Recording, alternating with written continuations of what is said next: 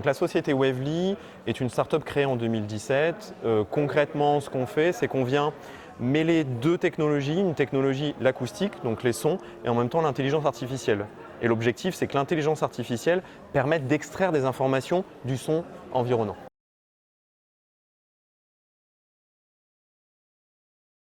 Donc au niveau du soutien de l'Université de Lille pour la création et le développement de la société, concrètement, donc moi, au niveau de mon parcours, j'étais enseignant-chercheur dans un laboratoire de l'Université de Lille, l'IEMN, qui est un laboratoire CNRS, Université de Lille.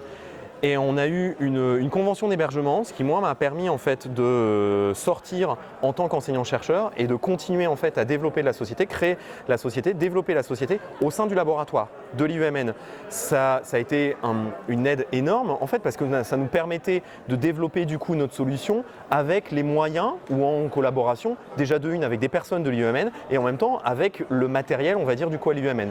On est quand même une société avec une technologie du coup assez développée, on va dire, assez forte. Et donc on avait besoin de matériel et vraiment des expertises des gens de l'IEMN.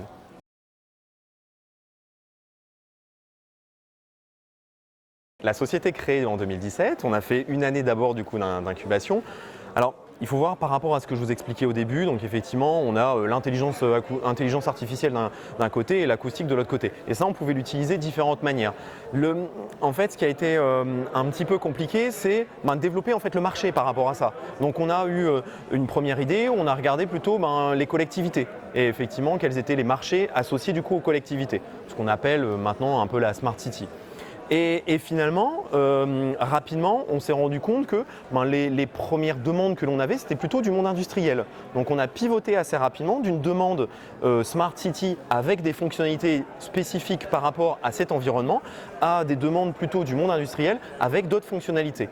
Et donc il y a eu une bascule à un moment donné de 2018, je dirais, quelque chose comme ça, pour pouvoir développer. Et finalement, en fait, le monde des collectivités revient au fur et à mesure et on a, alors je dirais pas pivoté, mais là actuellement, on est un peu en train de regarder plusieurs solutions en parallèle.